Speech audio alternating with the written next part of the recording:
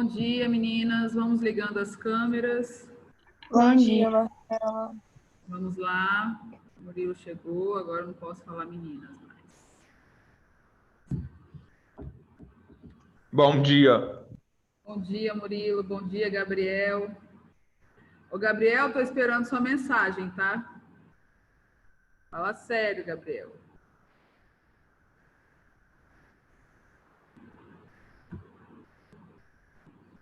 Qual é a aula de hoje? Hoje é Brasil, página Brasil. 72. É apostila 2. Aí. 3. 3? Apostila 3, período regencial. Começamos a semana passada. Não é uma aula de uma aula de Brasil. Hoje é de Brasil. Não tem memória boa. Quero ver vocês. Gabriel, minhas cores estão prontas? Estou esperando, hein? Ainda não, minha mãe está fazendo. Ai, Jesus.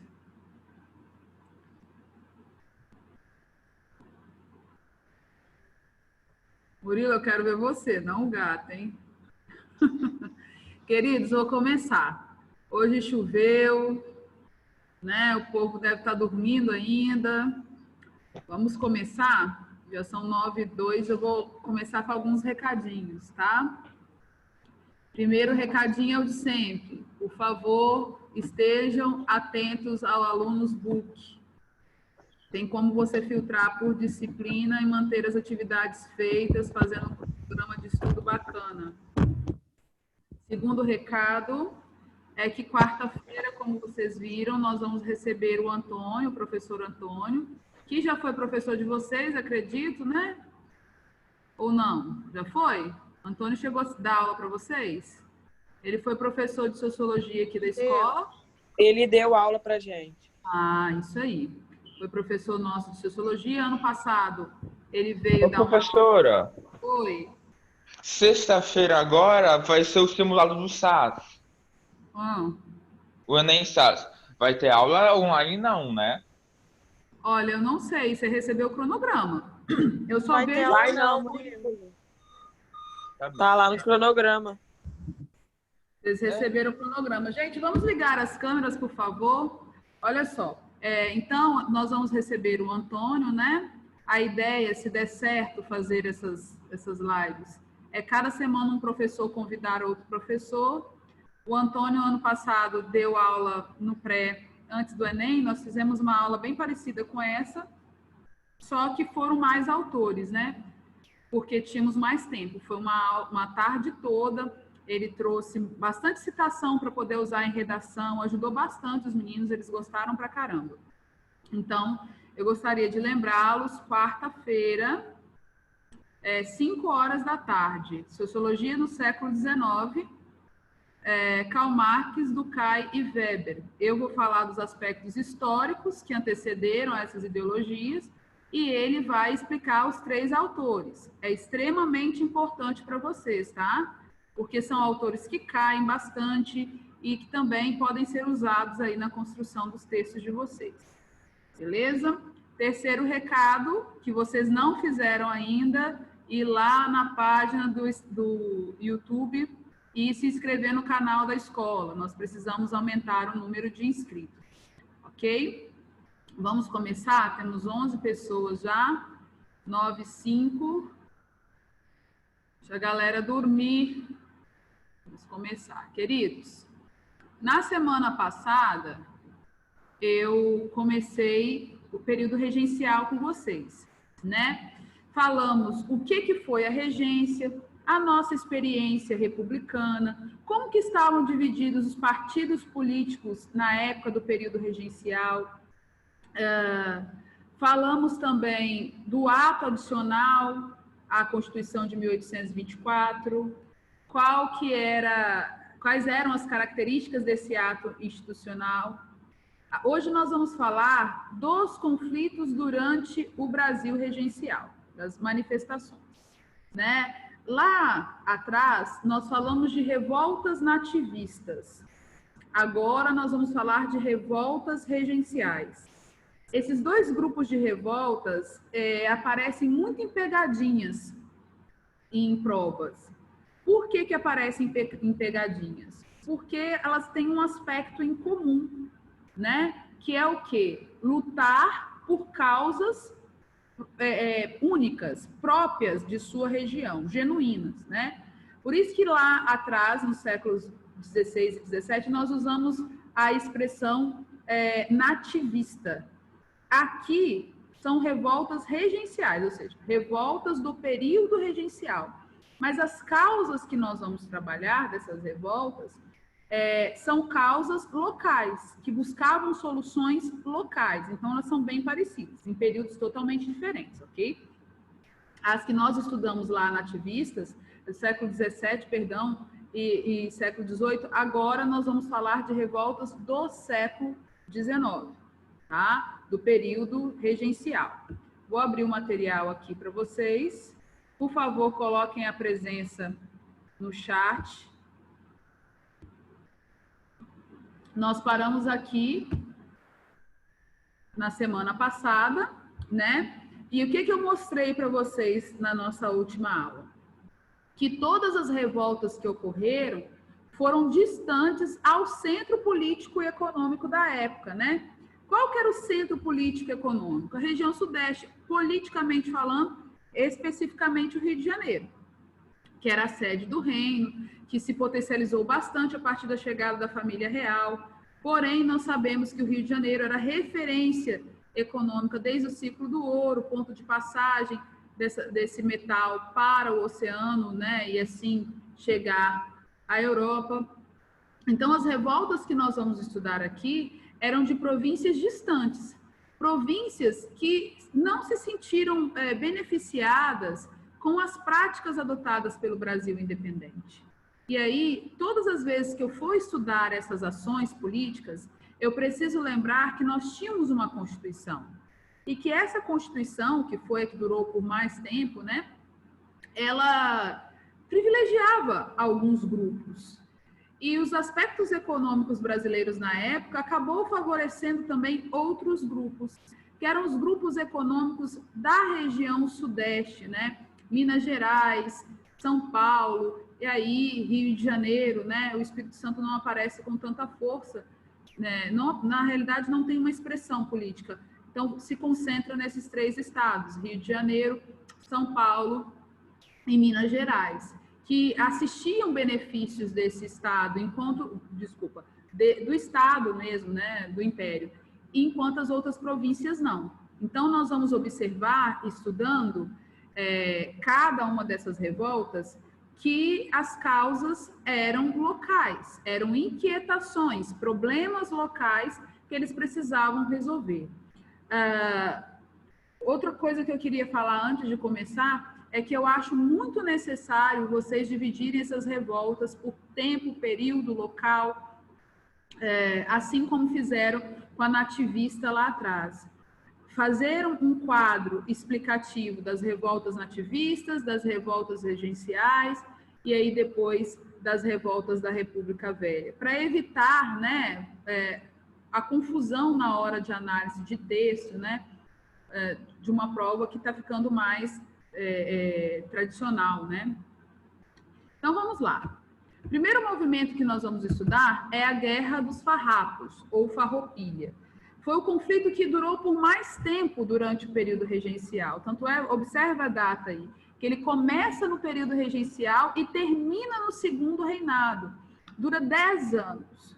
E foi um movimento protagonizado por imigrantes, né, do Rio Grande do Sul, alguns de Santa Catarina, que tinham como objetivo questionar o Estado, os altos tributos cobrados em cima do charque, a carne seca, que eles produziam na região do Rio Grande do Sul.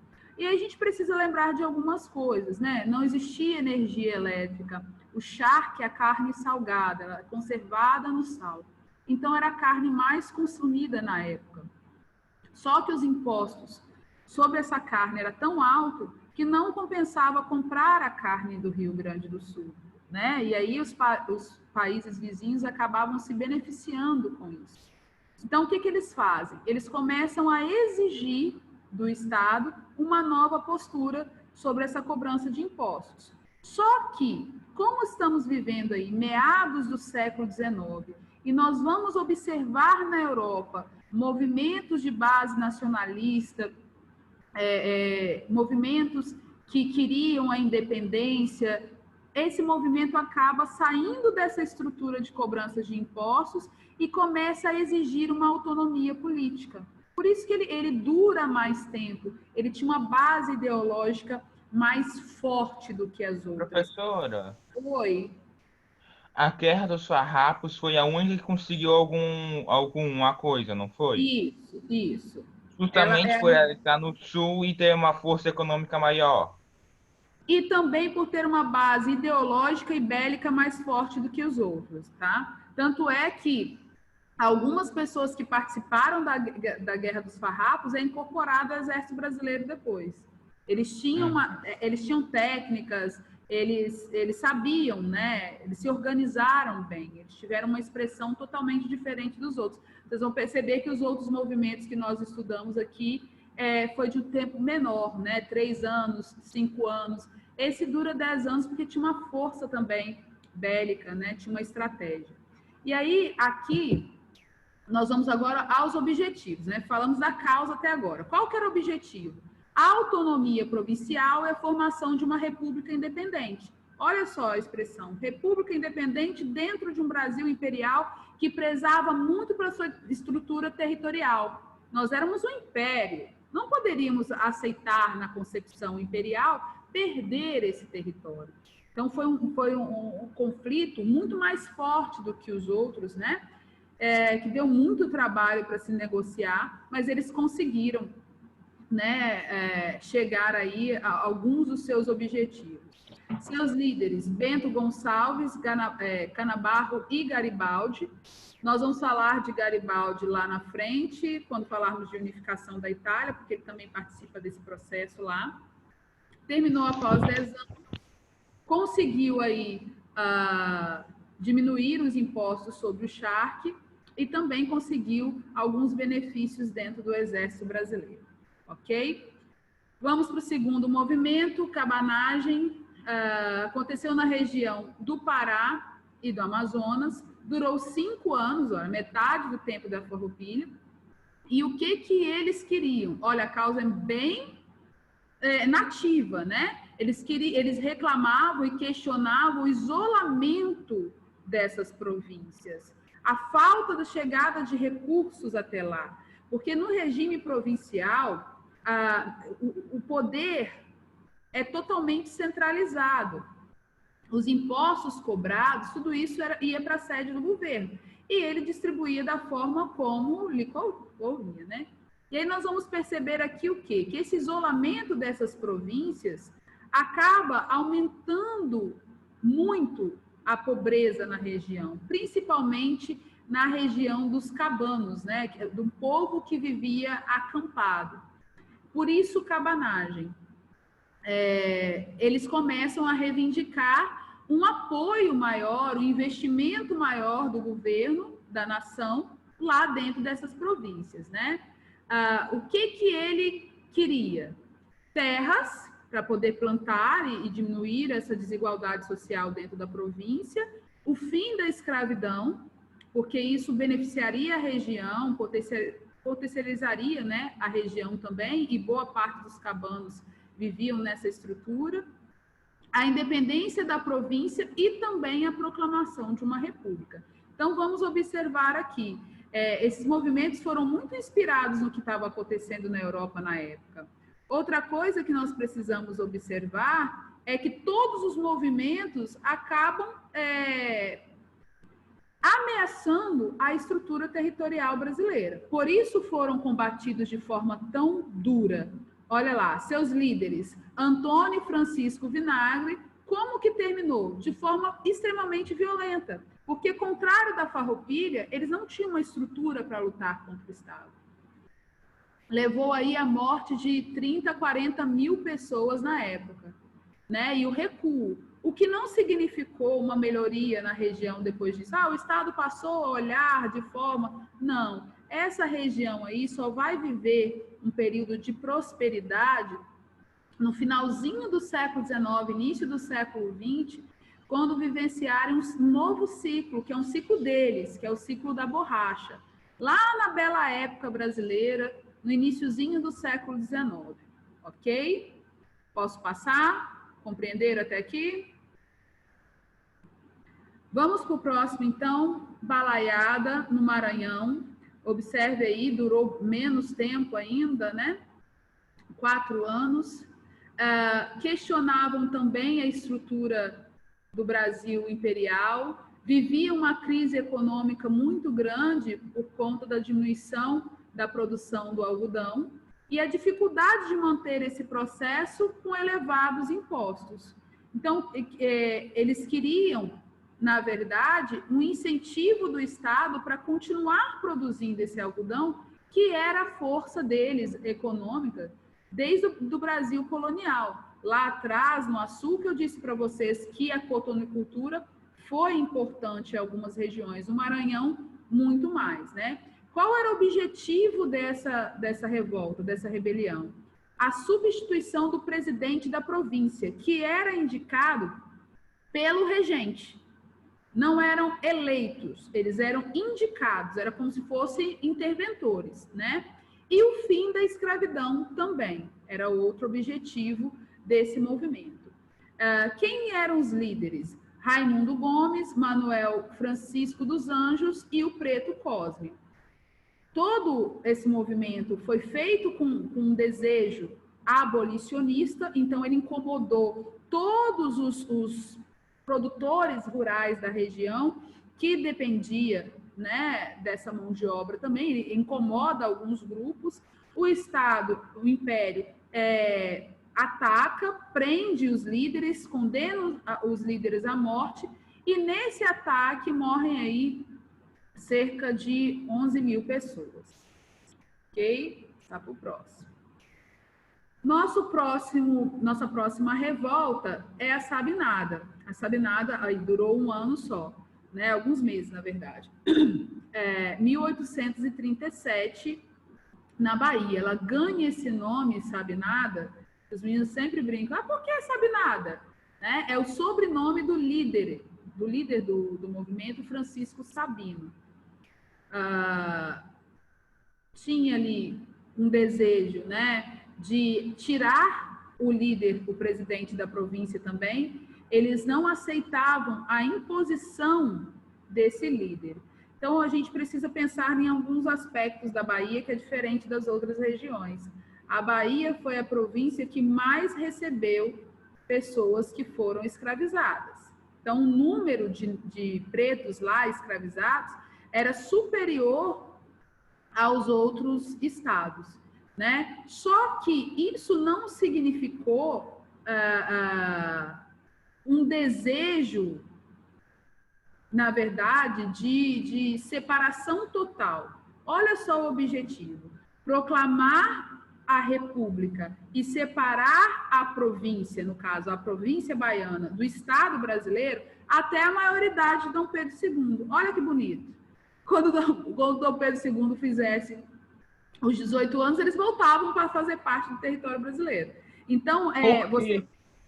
Oi? Se já iam implantar uma república, por que eles iam voltar sobre o poder de Dom Pedro II? Porque eles não se conformavam com a questão regencial. A Bahia tinha outra questão também, que é uma concentração muito grande de portugueses. Lembra que lá no processo de independência, a Bahia entra em guerra contra a independência do Brasil? Então, ali nós tínhamos um grande número de escravizados, mas nós tínhamos uma concentração de portugueses muito grande. Então, como que eles enxergavam? Na hora que Dom Pedro II voltar, nós vamos voltar a ter uma expressão política. Com os regentes, não. Eles não aceitavam a autoridade dos regentes, entendeu? Eles não achavam legítima essa autoridade. Essa experiência republicana, na verdade, que nós vivemos, né? Entendi. Sobre o Sabinada, eu tenho até um livro lá em casa que eu gosto bastante. É um livro infanto-juvenil, mas ele ensina muito. Chama o ABC da Liberdade. É o livro que conta sobre a infância do Luiz da Gama, que foi abolicionista também. O Luiz da Gama, ele foi filho de uma preta escrava que se casa com um branco em Salvador. Ela não se conformava com essa estrutura e ela luta na Guerra de Sabinada. E ela foge depois por conta de perseguições. E ela deixa o filho com o pai. O livro é maravilhoso, gente. O pai, depois da morte, da ida dela embora de Salvador, ele se entrega à bebida e à jogatina. E aí ele fica devendo tanto que ele vende o próprio filho como escravo. Não sei se vocês conhecem a história do Luiz da Gama. Ele foi um grande abolicionista. O pai vende o próprio filho. E aí esse filho é levado para ser escravo no Rio de Janeiro. Quando ele chega lá, ele fica sabendo que a mãe tinha passado por lá, né? E aí ele passa um tempo no Rio de Janeiro, depois essa família que o comprou passa por dificuldades e vende para outra família em São Paulo, e lá ele recebe uma carta da mãe. Só que ele não sabia ler. A história é muito bonita. Ele não sabia ler. E aí, pelo lado de fora do envelope, vinha assim, dizendo que só ele poderia ler a carta, ninguém mais. E aí, o professor que morava na pensão que ele morava ali, que ele era escravo, fala para ele, olha, aqui está escrito que só você pode ler essa carta. Aí ele fala, mas eu não sei ler. Então, sua mãe quer que você aprenda. E aí, o desfecho do livro é a coisa mais linda do mundo, porque ele fica com tanta vontade de saber como estava a mãe, que ele aprende a ler. E aí, na carta, a mãe fala, né, que ele precisava lutar pela liberdade dele, bababá, bababá, babá.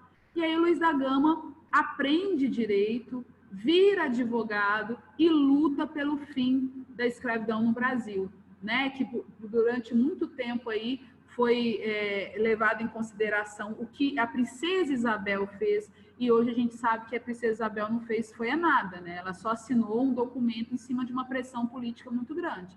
Então, o Luiz da Gama, ele participa desse movimento aqui criança, é um personagem muito bacana. Eu acho que até comentei com vocês que o Brasil está produzindo um filme sobre a vida dele, e quem vai interpretar ele é o Lázaro Ramos. Estou extremamente ansiosa, porque eu adoro o Lázaro Ramos. Entenderam? Então, o Sabe Nada foi um movimento bem menor, durou dias, né? Pouco expressivo, mas que já buscava ali algumas modificações naquela estrutura regente, tá? Bom, o próximo movimento que nós vamos estudar é a Revolta do Malês, também na Bahia. Olha lá. Essa é um pouquinho antes do Sabe Nada, né? Ela foi em 35. Nós precisamos entender que, além da concentração de pretos escravizados em Salvador, existia origens diferentes desses povos. Quem eram os malês? Eram pretos escravizados de origem muçulmana. Por isso que eles ganham esse nome diferente, malês. Então, eles tinham uma estrutura religiosa diferente daquela que era imposta e aplicada no Brasil, que nós precisamos lembrar que o Brasil ainda era constitucionalmente católico, um Estado católico, né? A gente precisa lembrar disso, e assim até 1891.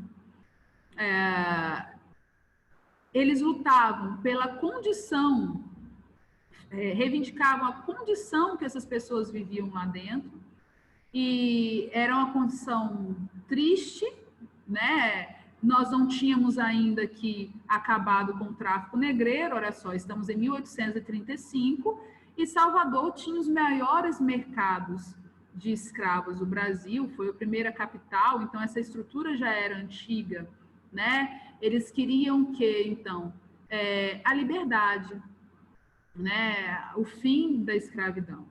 E aí, dentro daquilo tudo que nós já estudamos sobre leis, acordos, desde que a família real chegou ao Brasil, nós sabemos que existia uma pressão muito grande para que essa escravidão acabasse aqui. Só que isso só acontece 53 anos depois, né? Então, as primeiras reivindicações elas acontecem aqui dentro, principalmente na região norte e nordeste, tá? Onde o número de escravizados era grande e os mercados permaneciam intensos. Nós estamos trabalhando o período antes de 1850. O Brasil só proíbe o tráfico negreiro em 1850. Então, até 1850, esses mercados eram muito ativos. A expectativa de vida desses homens era muito pequena. As condições de vida também eram muito complexas. Então, a causa principal desse movimento foi aí mudanças nas condições de vida deles e a abolição, né? O objetivo, tomar o poder e matar os brancos e mulatos e acabar com a escravidão, criando uma república. Olha só a força disso. Tomar o poder e matar brancos e mulatos. Vários movimentos, um movimento acaba influenciando o outro, né? É lógico que a Bahia de 1835 já conhecia a história do Haiti no início do mesmo século, do processo de independência provocado por ex-escravizados dentro do Haiti, que, como nós estudamos ano passado, não foi aceito pelos Estados Unidos, que disse apoiar todos aqueles estados que se tornariam independentes. Lembram? Os Estados Unidos lançou a ideia do América para americanos, os Estados Unidos lançou aquela ideia de que precisávamos afastar a influência europeia, mas quando o Haiti se tornou o primeiro estado independente dentro do continente americano, depois dos Estados Unidos, os Estados Unidos não aceitaram a independência deles. E isso tem uma causa histórica. Por que os Estados Unidos não aceitaram? Porque os Estados Unidos ainda viviam a escravidão. Ele se torna independente, ele proclama uma república, mas continua escravocrata, perdão. Isso só muda na Guerra de Secessão no início do século XIX, né? Na metade do século XIX. E a gente vai perceber essa influência em outros movimentos. Maleza acontece dentro desse espírito, uma revolta que tinha como objetivo tomar o poder, e olha só que triste, matar aqueles que os escravizavam, né? Proclamando, assim, uma república preta, né? Quem eram os líderes? Olha lá, Manuel Calafate e os escravizados islâmicos.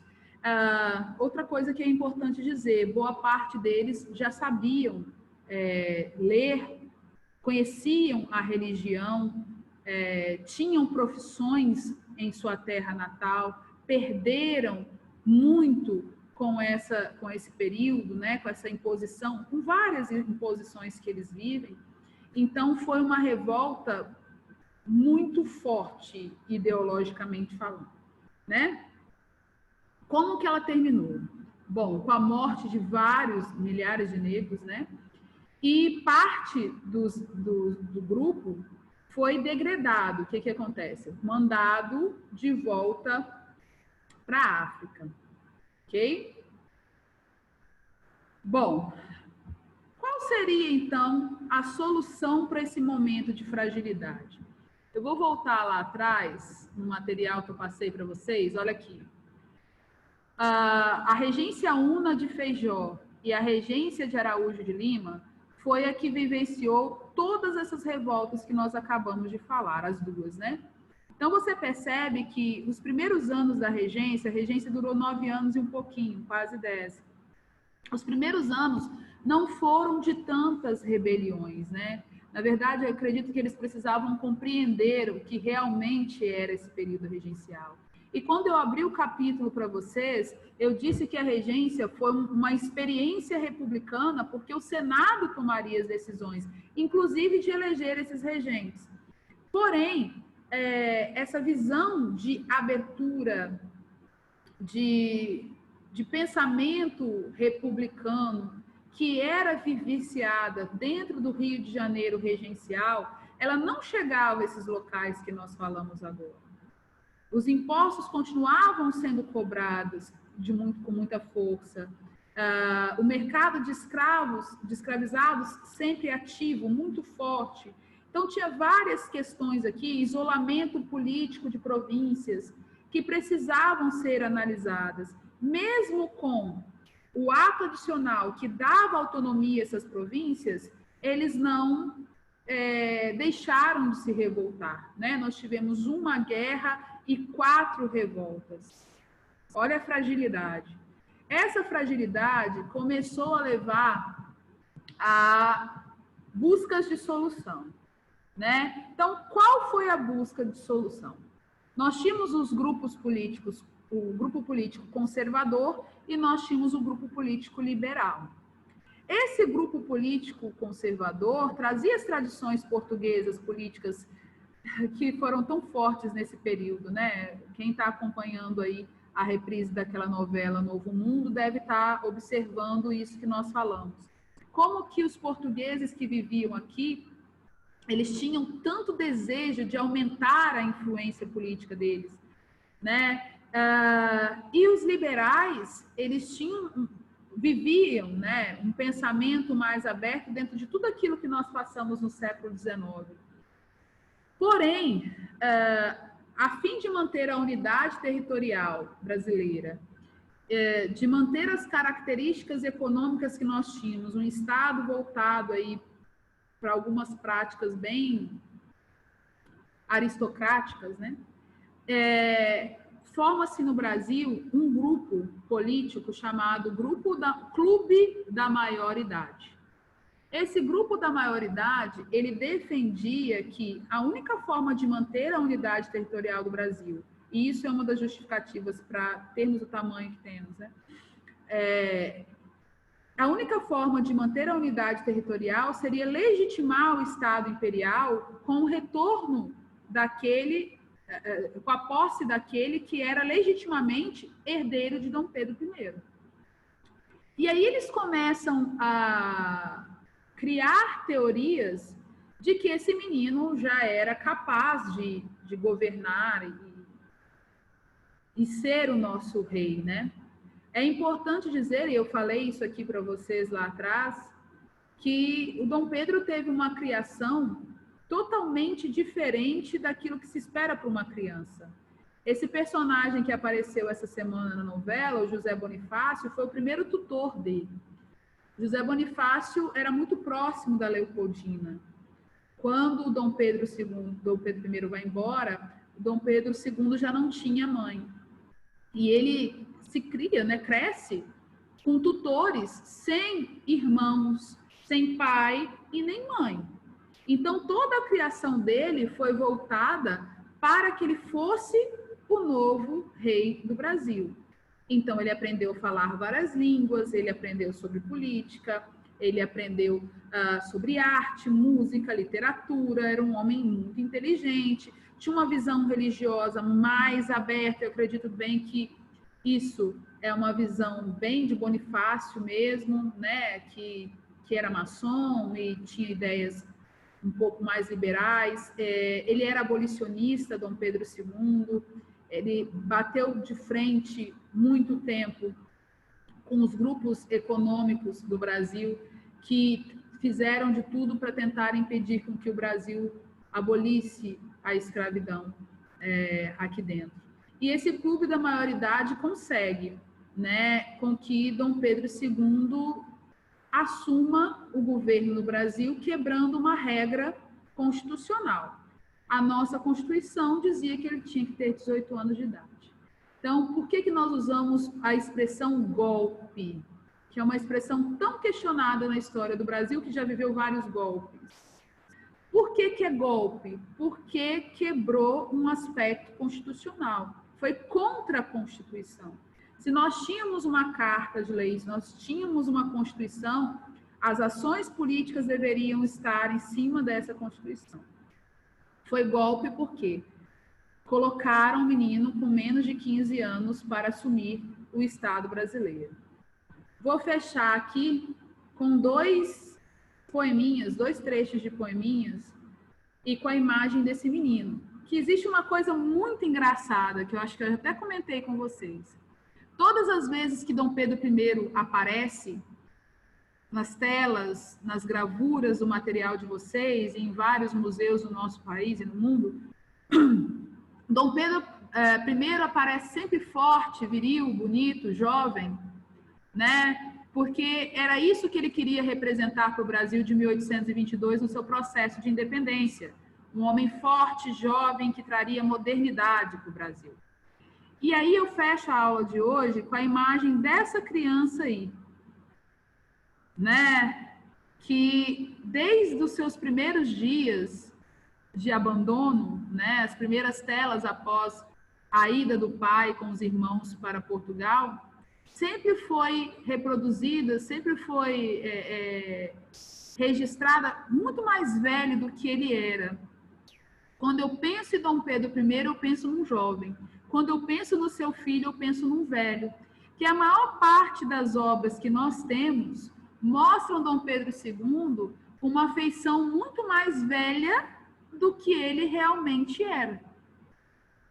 Para que isso?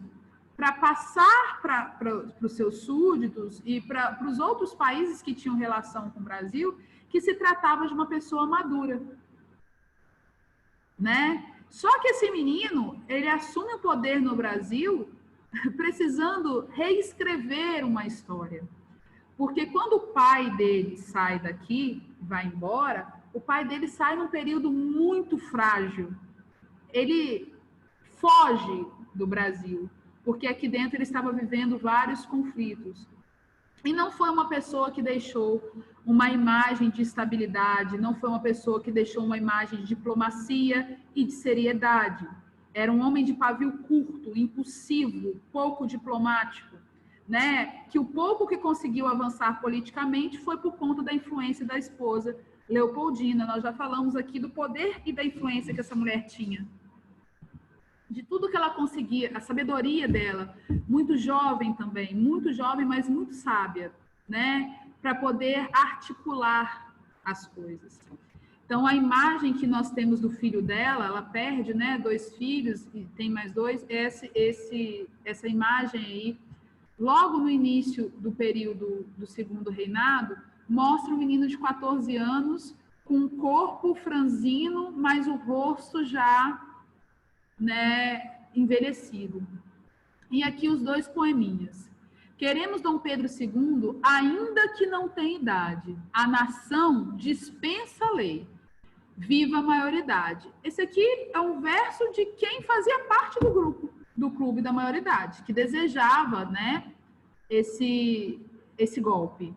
E o segundo poema já de outro grupo. Para subir Pedrinho ao trono, não fique o povo contente. Não pode ser coisa boa servindo a mesma gente. E aí eu vou voltar lá no final do primeiro reinado. Quando eu fechei a aula com vocês, um trecho da carta que Dom Pedro deixou para o filho, dizendo que não tinha esperança de vê-lo mais, mas que ele tinha certeza que esse filho faria do Brasil uma grande nação. E esse último versinho diz o seguinte, que não adiantava ele subir ao trono se ele continuava servindo as mesmas pessoas. Quem escreve isso? Os seus opositores. Que pessoas eram essas que eles estavam se referindo? Ao grupo que o pai teve problemas no período da independência e que sempre tiveram a ambição de fazer com que o Brasil voltasse a ser colônia portuguesa, que era um grande grupo de portugueses que tinham aqui, né, que formam aí a aristocracia, o grupo político de grande influência. Então, o homem que governou por mais tempo o Brasil, foi Dom Pedro II, ele vai vivenciar muitas coisas, vai ser impedido de fazer muitas coisas por conta do poder político desse grupo. Nós vamos falar no Segundo Reinado sobre ele, sobre a forma como ele articulava as coisas, sobre o período de desequilíbrio também dele, né? Porque durante o período todo que governou, viveu conflitos internos e externos, né? Eu acho que a Guerra do Paraguai é o principal símbolo disso, do momento dele de fragilidade política. E é isso. Entenderam o conteúdo? Deixa eu ver vocês, vão ligar agora, peraí. E aí, compreenderam? Já leram o capítulo, como eu pedi? Vamos ligar as câmeras. Ai, meu pai, esse negócio de ligar a câmera tá difícil, hein? Tá difícil, hein?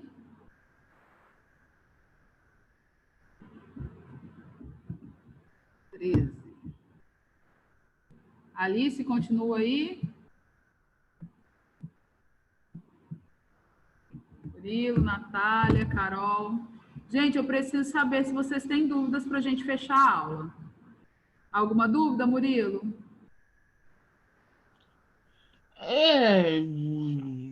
Não. A dúvida que eu perguntei sobre a Sabinada, porque só até Dom Pedro voltar você já respondeu. Ah, beleza. Alguma dúvida, Ana, Carol, Gustavo? Não? Beleza, gente. Eu vou olhar essa questão do cronograma de sexta-feira com o Danilo sobre o simulado, Murilo. Aí depois a gente fala lá no grupo do WhatsApp, ok? Queridos, bom dia para vocês. Vamos seguir o cronograma de estudos. Fala. Ô, professora, só uma pergunta. Não vai ter espaço de manobra para fazer o simulado, né? Vai ser das 8 às 1. Eu não sei esses detalhes. Isso é só com o Thiago e Danilo mesmo, Murilo. Ah, tá Mas bom, eu falo para ele agora ali, para ele colocar essas questões lá para vocês, tá bom? Tá bom, Gente, obrigado. quarta-feira, 5 horas, hein? Não esqueçam. Beijinho. Tchau. Tchau.